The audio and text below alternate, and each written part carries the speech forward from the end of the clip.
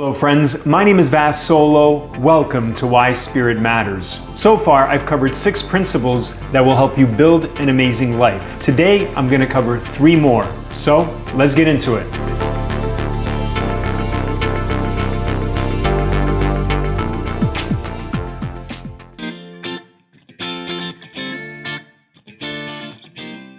This principle is about cultivating a positive attitude. It's about being grateful for our blessings, and it's about seeing our problems as opportunities.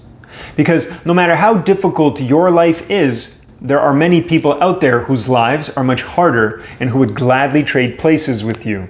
I'm embarrassed because I'm poor and because I live in a shelter. How we see situations is a choice. My teacher said that all conditions are neutral. They only appear positive or negative according to the attitude of our mind.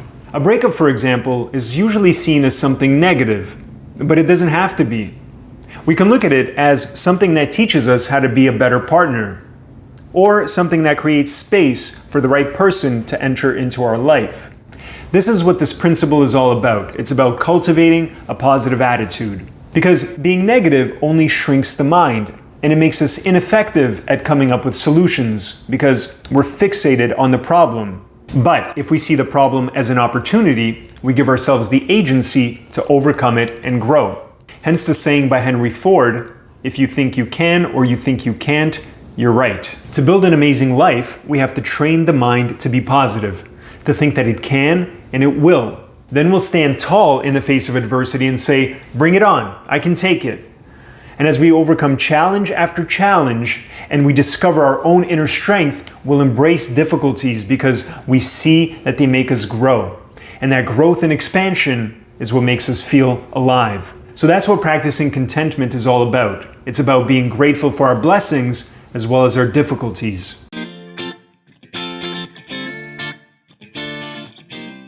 This principle is about the choices you make. If you want good health, inner and outer beauty, internal and external harmony, wealth, progress, success, you'll have to make sacrifices. If you want a healthy and energetic body, you'll have to exercise. You'll have to eat healthy. You'll have to get enough rest. If you're a student who wants to graduate and eventually make a good living, you'll have to sacrifice going out with your friends to study. If you want to build an amazing life, you'll have to sacrifice your vices and awaken your virtues. You'll have to build a sacrificial fire that burns your impurities, like burning the dead branches and leaves on a tree to make room for new growth. And this process can often be uncomfortable and even painful because it involves letting go of the pleasures we've grown attached to in return for treasures that have yet to manifest in our life. And that's why most people avoid it. I remember when I went into recovery for addiction, I was so scared to give up the drugs and alcohol because they were the only thing in my life that brought me pleasure. So I thought that life without them would be miserable.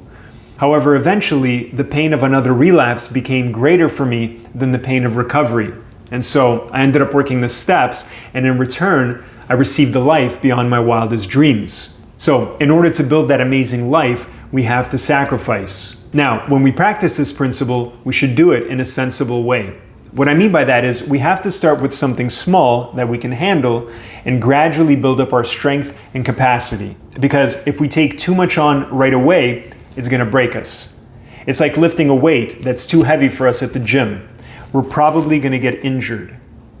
But if we practice this principle in a sensible way, we will gradually build up our strengths and capacities and eventually transform ourselves and our life. So ask yourself right now, where do I want to be in 1, 2, 3, 5 years, and what do I need to sacrifice to get there?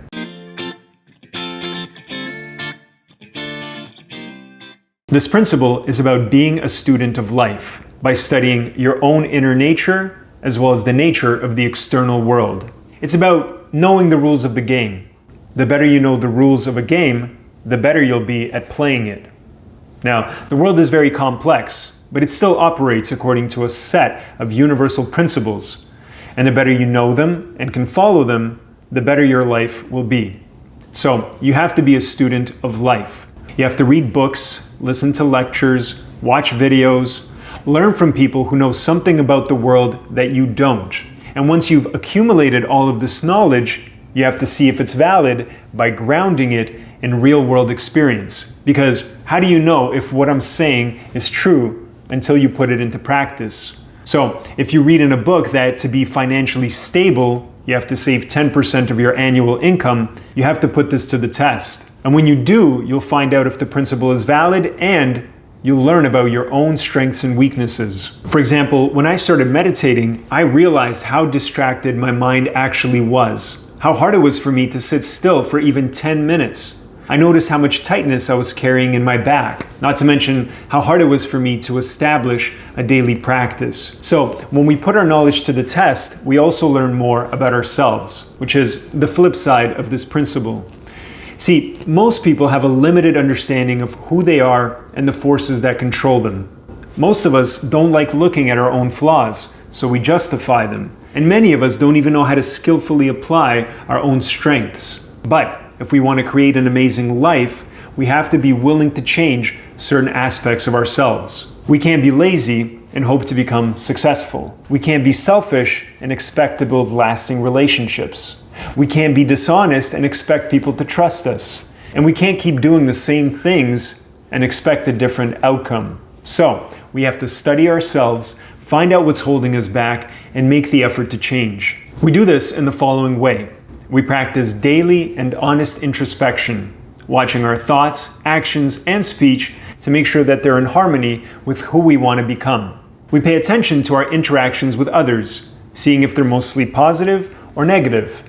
We adopt an ideology that resonates with us, like the one I've presented in these videos, and we measure ourselves against it, using it like a mirror to see if we're making progress. We watch our thoughts, transforming the negative ones into positive ones, treating the mind like a garden, tending it daily to make sure that the weeds of resentment, fear, doubt, and other character defects don't invade. And finally, if we want to fully transform ourselves, we have to meditate.